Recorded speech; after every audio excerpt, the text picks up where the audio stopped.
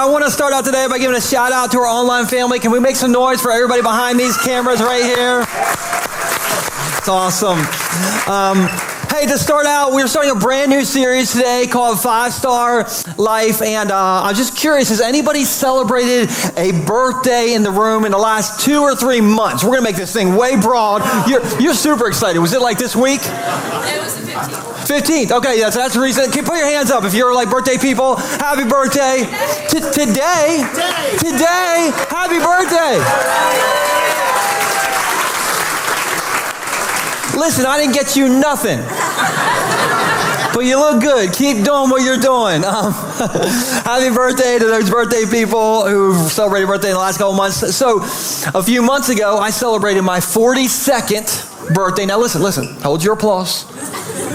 I know what you're thinking. You're like, that is the hairline of a 92-year-old. Okay, there's not even a hairline there.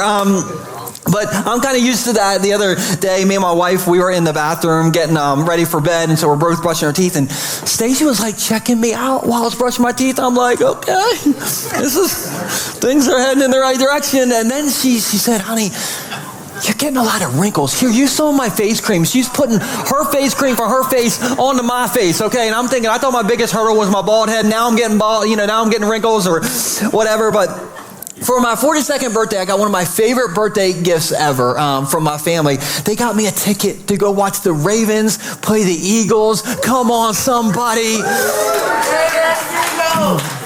Now, we have Eagles fans in our church, apparently. It's going to be a rough year for the rest of us. You know what I'm saying? I always tell our Eagles fans, it's a good thing you're in church. Really? Okay, you need Jesus the most. I'm kidding. No, I'm not. Anyway, so I got this ticket to go watch the Ravens play the Eagles with my brother and my dad. And like the whole week leading up to the game, I was so excited. Like nothing bothered me. When my wife was like, hey, babe, would you empty the dishwasher? I'm like, of course I'll empty the dishwasher. I'm going to the Ravens game on Sunday. When my kids were like asking their cheap dad, which is me, for like money for birthday parties and field trips and Lionel Messi soccer jerseys, I'm like, you can have all the money you want. Get it all out of your mom's purse. But you can have whatever you want because I'm going to the Ravens game on Sunday. On the morning of the game, I preached that morning, and normally I'm stressed, on Sunday mornings. You probably don't know this, but this is stressful. Every weekend, I have 600 eyeballs that look at me like, what you going to say this week, Pastor? You better bring it. It better be good. But that day, I was like, I know I'm going to stand in front of 300 people, but in a few hours, I'm going to be standing with 80,000 people in M&T Bank Stadium rooting for the Ravens. But then I realized that when I got there, 50% of the stadium was Eagles fans. And it's weird to be scared for your life in your own stadium. I'll just say that. But it's okay because I was going to the game. And I remember we got to the game late, which is a personal tradition of mine. Okay, I've never seen a kickoff in the Ravens Stadium. I've been to a bunch of games, never seen the kickoff. And so here's a picture of us about to be in the stadium. You see the flyover, you see the planes? Do you know what that means? Late again. But it's okay because I was about to be in the Ravens Stadium. And then we got our seats, and this is my family, me and my brother and my dad. My dad was here last week and he did amazing. My brother, this is Tim. You don't see him on the stage, but he always wears a breathing strip 24 hours a day, 7 days a week, because he takes breathing very seriously. Okay. But we were at the Ravens game, and then on my birthday, it wasn't forecasted to do this, but it snowed on my birthday at the game. Look at this. Wow. Can it get any better? Yeah, it could have. Because we lost. But all week long, I was so excited about this game that nothing shook me. And so the other day I was thinking about this, and I thought, I let a Ravens and Eagles football game shape my attitude and perspective more than the hope I should have every single day because of Jesus. We're all laughing oh. But pastor confession, I thought, man, I got to work on that. I'm a pastor, for goodness sakes. And so I showed up, Rehoboth. I showed up for you today because I just wanted to encourage you with this, okay? You and I can and should have hope every single day because Jesus can and should shape our attitude and perspective every single day. Do you want to know why? Think about it. You woke up today. Raise your hand if you're breathing right now. Raise your hand if you're breathing. So 60% of the room is breathing. This is amazing. No, but even more than that, like you have the grace of Jesus. You get to be in a personal relationship with Jesus every single day. You get a direct connection with the God of the cosmos every single day. You get the hope of forgiveness because of Jesus every single day. And I can already tell from this service, a lot of you Eagles fans, you need it. You need the grace of forgiveness. But here's the thing for all of us. We all should have hope because we know this world isn't all there is. We know there's a day coming where we're not like in M&T Bank Stadium cheering for a football team, but we are going to be in Jesus' stadium, also known as heaven, and we are going to be shouting and cheering and dancing and having the best time of your life. And so the reason that matters and the reason I called this, talk 5-star life is because you may have some 1-star circumstances in your life right now. Anybody got some things aren't so great? But we don't have to be shaken because we have the 5-star hope of heaven ahead. And so I want you to turn to 3 people and tell them, don't be shook. Don't be shook. Come on, have a conversation. Tell them, don't be shook. Don't be shaken. However you want to say it. Some of you are making lunch plans. All good. Hey, so I want to talk to you about the hope of heaven today. And to do it, I want to show you something from a letter in the book of Ephesians. And Ephesians was written by a Bible Hall of Famer named Paul, and he wrote it from prison. So would you say he's having a 1-star circumstance in his life, yes or no? Yes. Big 1-star circumstance. Here's an interesting thing about the first chapter of Ephesians. It contains the longest run-on sentence in the entire Bible. The longest one. Okay, Paul goes over, in the original Greek, he goes over 200 words without a period. So he did not have my high school English teacher. You know what I'm saying? Now, our modern translations have added periods because I think English teachers got involved. But originally in the first chapter from verses 3 through 14, Paul is just rattling off all these blessings and he's so excited about it from prison that he forgets his periods. And so I want to show you just one passage in this whole series. I'm going to be showing you stuff from this one long run-on sentence. But one passage this morning in verse 11. Paul says, furthermore, which is the most classic run-on sentence word in the world. Furthermore. He says, because we are united with Christ. If you're a Jesus follower, that's you. We have received an inheritance from God, for he chose us. He chose us in advance. And he makes everything work out according to his plan. Now, everybody say an inheritance. All right, tell me if I'm wrong. An inheritance is something that you receive or that gets passed down to you, not because you deserve it, not because you paid for it, not because you've earned it, but because you are part of the family. Am I right? And heaven is part of that inheritance for every single Jesus follower, which means if you're going through a hard time right now in your life, there's hope for your future. And Paul, listen, is so hyper about that from a prison that he forgets his periods. And so listen, I think if he's hyper about it from a prison, we should be hyper about this good news from God's house this morning. Am I right? Like we should be excited about this inheritance. Because Paul's like, you have hope for your future. And so if you're taking notes, you can write this down, or maybe you're just taking pictures of the screen. That's how you take notes in 2025. Let me tell you, that's a little life hack. But this is the first idea. You can have a 5-star life today when you set your sights on heaven.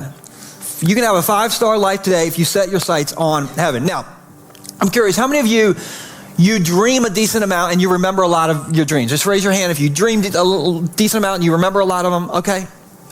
About half the room. I don't know about the other half of the room. Maybe you're like me. We all dream a lot, but I never remember my dreams except for like maybe one a year. Anybody else like that? You're like, you're the one dream a year. Yeah. And that is like terrible if you have a bad dream. You know what I mean? Like if in my dream all my teeth fall all out and my wife runs off with Chris Hemsworth or something, I got to deal with that for a year. Like that's terrible. And so I remember when I was a kid, I remember my one dream of the year when I was like 7 years old. And I remember this clear as a bell, all right? In my dream, well, I died right away. So not off to a good start. But I came to after I died, and I was standing at the entry gates to heaven. And I'll be honest, as a 7-year-old kid, I was like, I made it. I'm shocked, okay? Like, I cannot believe it.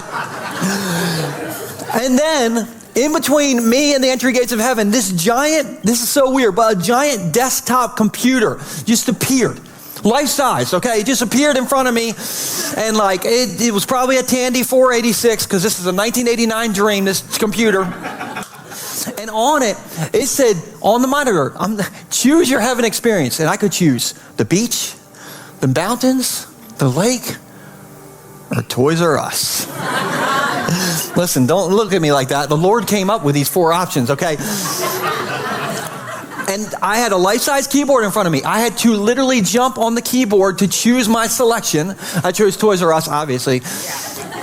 I jumped on the enter button, and the moment I jumped on the enter button, I woke up. Not in heaven, and not in Toys R Us. In my twin-size bed with the dinosaur sheets. And for the last 35 years, I've been like, well, what's after enter? Like, what's on the other side? And now Toys R Us goes bankrupt, and I really don't know what this dream means. Listen, maybe you're like me, and when it comes to heaven, we're like confused, and we don't know what it's like, and there's so much that we don't know about it, and we're like, do we wear togas? Is that what we do? Do we float on the clouds? Is it a 24-hour a day, 7-day-a-week church service? Listen, I'm a pastor, and I like church more than the next guy. That's too much church for me. Who would admit that? Who would admit that? Liars. A lot of you are lying. Anyway, but maybe you're like me and you wonder, like, what is heaven like? And I'm going to put my cards on the table. There's a lot of it that's a mystery. There's a lot that we don't know. But there are some things that we do know. And this is what Paul, our run-on-sentence guy, here's what he said in a whole different letter. He said this in Colossians. He says, since you have been raised to new life with Christ, set your sights on the realities of heaven. Everybody say the realities of heaven. Where Christ sits in the place of honor at God's right hand. In other words, Paul's like, there are some realities about heaven that we do know. And we should set our sights on those things that we do know. So I want to just give you 3 things we know about heaven. If you're taking notes or you're interested in this, just kind of remember this. We know in heaven, the first thing is we get a new home.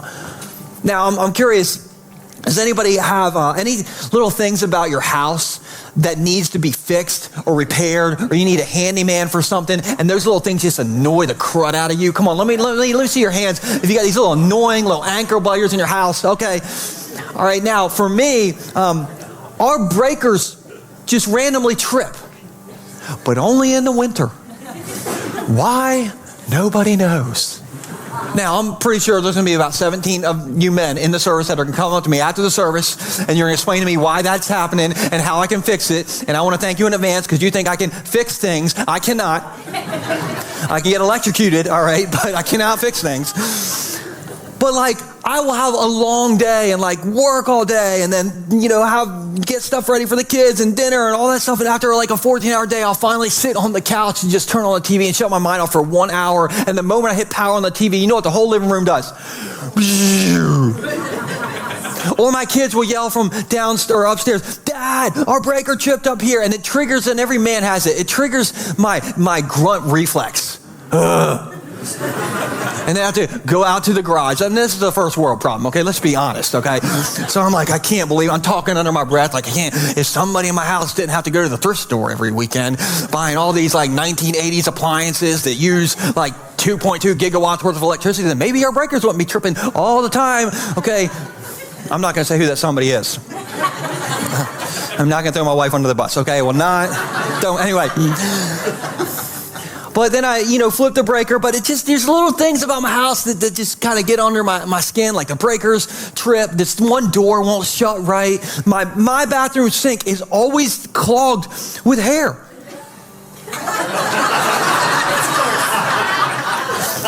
I mean, how is that even possible? I don't even know. But every person in this room, you have things about your house that annoy you. Here's what's amazing. The Bible shares with us that in heaven, we get a new home. And it is going to be worry-free, problem-free, maintenance-free forever.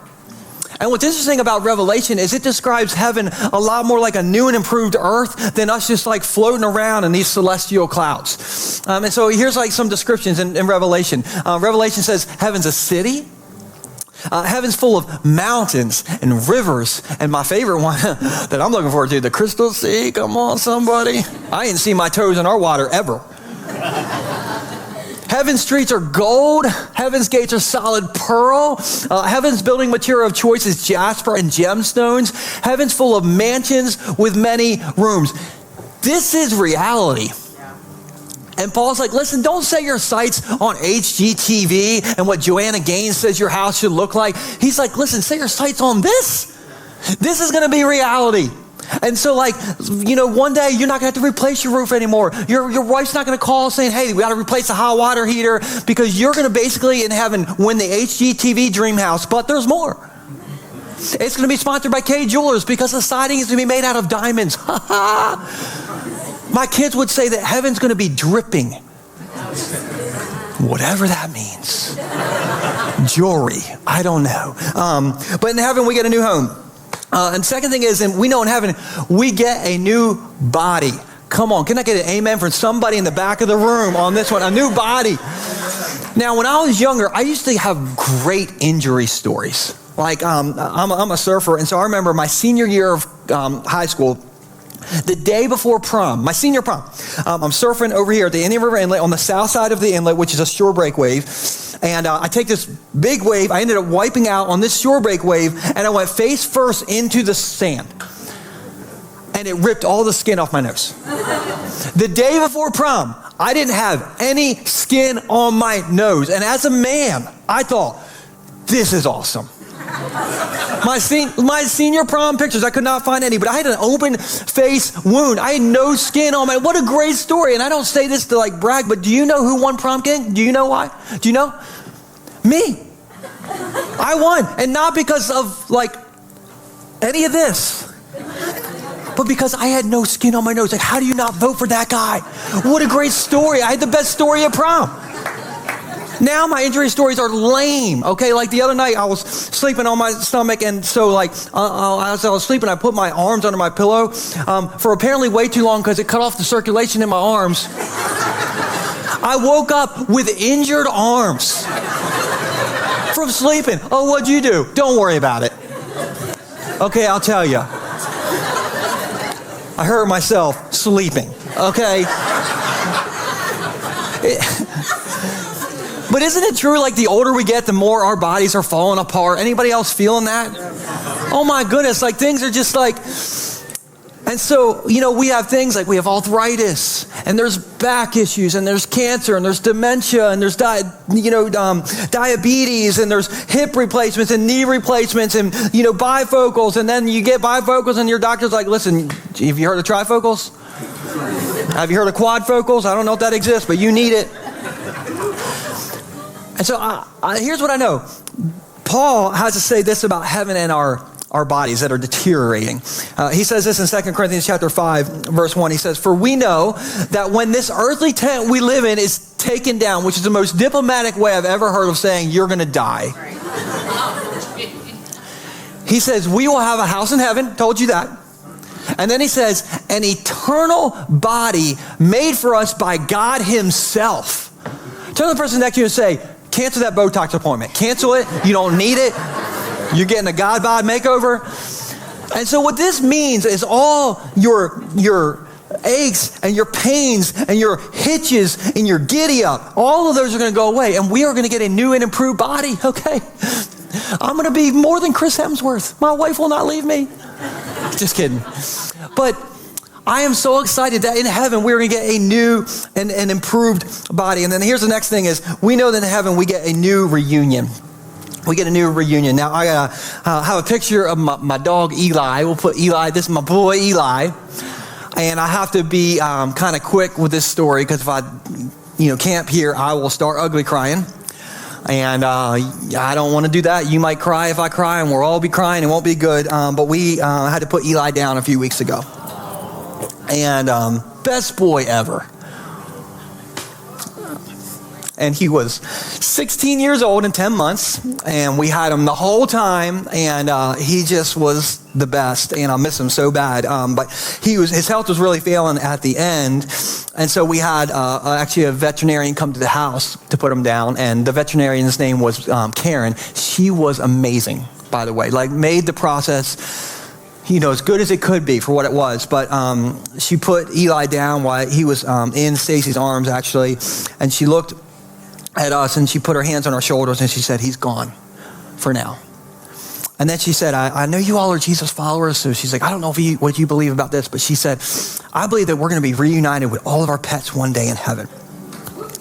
And I would normally break the tension right now by saying, a joke about how cats aren't going to be in heaven.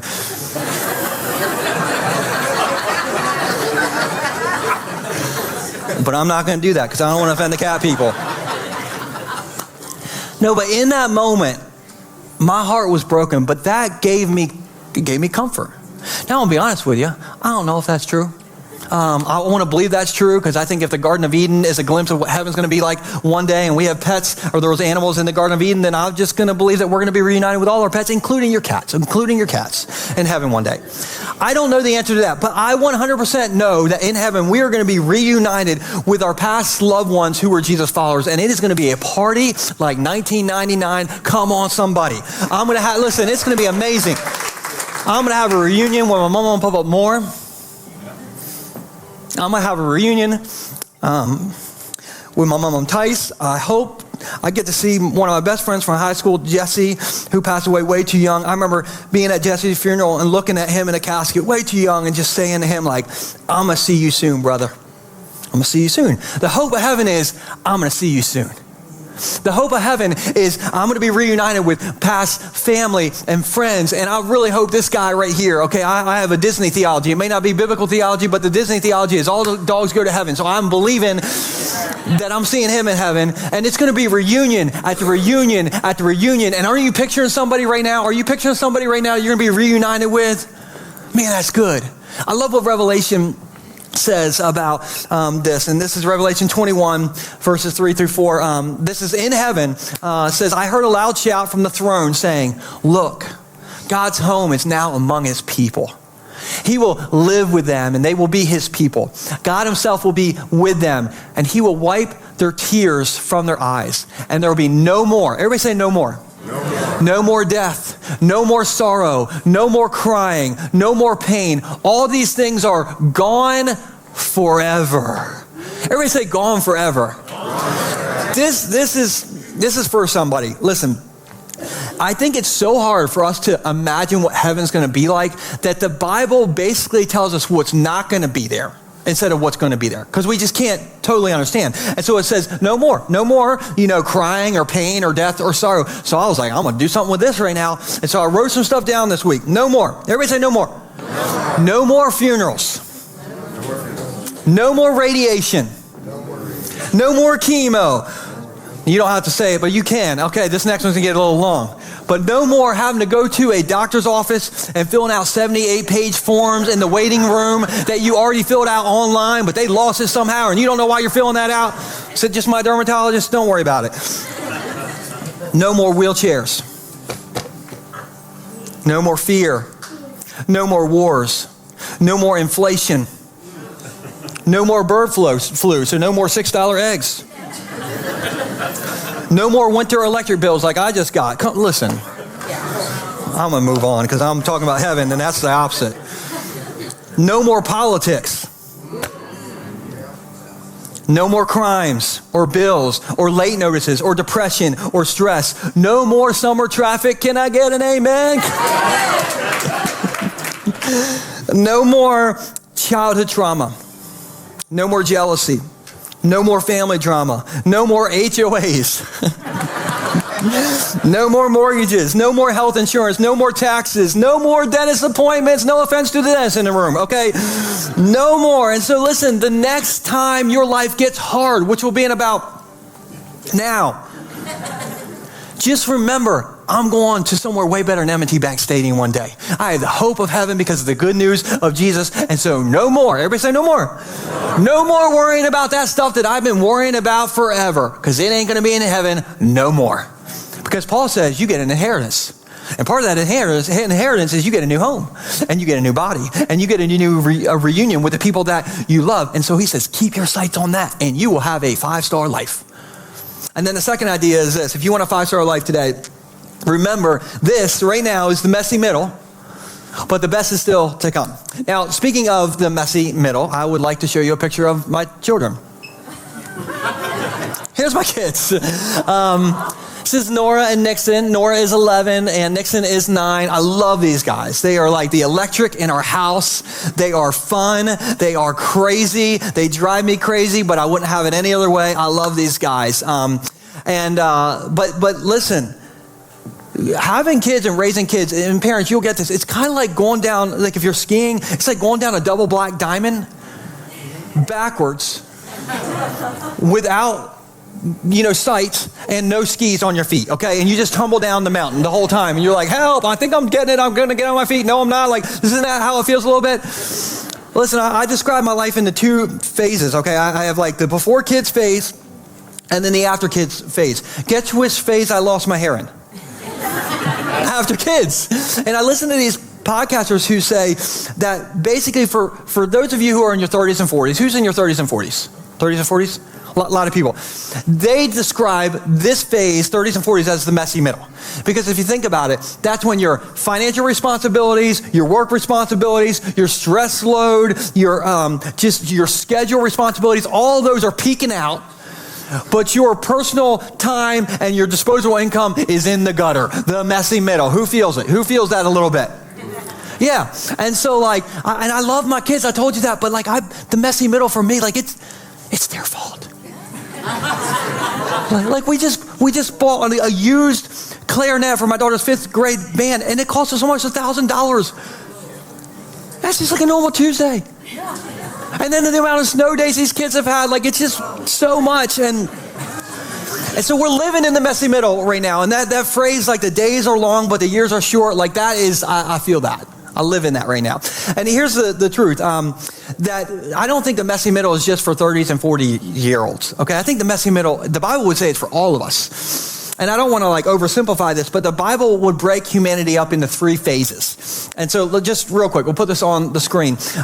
There's the Garden of Eden phase, and this is the very beginning of Genesis, when everything is perfect, and there's butterflies everywhere, and free food everywhere, and everything is amazing. But then maybe you know the story.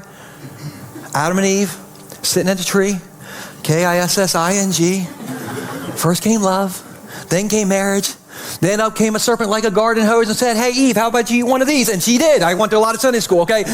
And when she ate the apple, sin entered into the world. And we're not blaming Eve, but sin entered into the world, okay? And from that moment on, humanity has been in the messy middle. And then eventually we're going to be in the paradise phase. And so we started in the Garden of Eden phase, and then right now we're in the messy middle phase, and eventually we're going to be in the paradise phase. Can I just share with you the upgrade that the paradise phase is going to be? Is that okay? Yeah. Because I think it is a fascinating thing when you compare the bookends of the Bible. I'm talking about you put Genesis side by side with Revelation. In other words, you put the beginning of the messy middle right next to the beginning of the paradise phase. This blew my mind this week, and if you're a Bible nerd, this might blow your mind. If not, this hopefully will blow your mind. Okay, so this is the bookends of the Bible. We'll put each one of these up on the screen. Genesis says when the messy middle is starting, it says you are sure to die. Revelation says there will be no more death or sorrow or crying. Next one. Genesis, in the messy middle, Satan arrives as a liar and a deceiver. Revelation, Satan is destroyed and removed forever. Come on, forever. Childbirth will be painful. Can I get an amen from the ladies in the room? Revelation, there will be no more pain.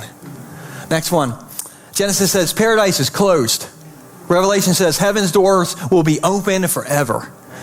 Genesis says they were removed from paradise. Revelation says they will see God's face again in paradise. And I just want to tell you that me and you, all of us, everybody online, we're in the messy middle. We're in the messy middle right now, okay? But the best is still to come. The paradise phase is coming. And I think every Jesus follower should be living to a soundtrack. You should have this song in your head. We got one ticket to paradise. Come on. Because you may be having a 1-star circumstance in your life right now, and you do. But you don't have to be shaken because you have the 5-star hope of heaven. And so if you're in the messy middle right now in your health, or maybe you're in the messy middle with your finances, or maybe in your marriage, things are messy right now. Or maybe you're going through a divorce and that's messy. Or maybe you're single and trying to date in 2025. My prayers go out to you. Maybe your health is messy right now. Maybe your mental health is messy right now. Maybe you're trying to raise some teenagers. Maybe your relationship with God is messy, and you walked in today and you're like, I'm just trying. I mean, I showed up to church, but I just can't sort of seem to break through, and the people around me seem to get it, and I don't get it. And I just came to show you that that's because this is the messy middle. This is the messy middle.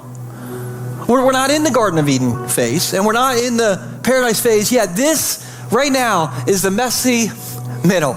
But good news, y'all, we can all have the hope of heaven. We have paradise, the paradise phase coming. And the good news of Jesus isn't just that the best is still ahead. The good news of Jesus is your best. Your best, Alyssa, it's ahead. It's ahead. Your best is ahead. And that's the 5-star hope of heaven that we have. Aren't you thankful, church? Aren't you thankful for that?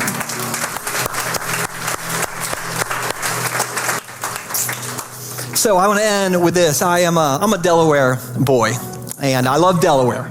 I love our beaches. I love Scrapple. Come on, how did I get this far in my message on heaven and not bring up Scrapple? I love our church. I love Delaware. But this is my least favorite time of year to be in Delaware, in February and March, because think about it. It's cold. Like yesterday, it was like 60 degrees. I woke up this morning, the real feel on my watch said 4. It's like, well, what happened? Football season's over this time of year. My electric bill that I just got, I'm just hoping I have a different utility company in heaven than I have on earth. Okay, that's all I'm more thinking about. But I have a group of travel friends that I've told you about before. We have a picture of some of my travel friends. Nope, not that one. It's coming. There they are. Here's my friends. And what I try to do with these guys is once every couple of years, we try to go on a trip somewhere warm and the cold time of year in Delaware. And so this trip, we were south of Cancun. And when we were checking in to this place, we're all there. And this person that worked at the resort, this person who worked at the resort came up to Stacey and I and was like, Tice's? And I was like, yeah. And he said, well, come with me. You've been upgraded, and we have a special VIP check-in area just for you. Now, you need to know this about me. I am cheaper than cheap. I'm the person who, I will pop a blood vessel trying to squeeze the last bit of toothpaste out of a toothpaste tube. And anybody else, I literally think you never have to change toothpaste, ever. You can always get more, okay? And my point is, I didn't pay to upgrade no way. And so this guy's like, you're upgraded, and Stacy's like, babe, you surprised me with an upgrade? Now, in this moment, I had a choice.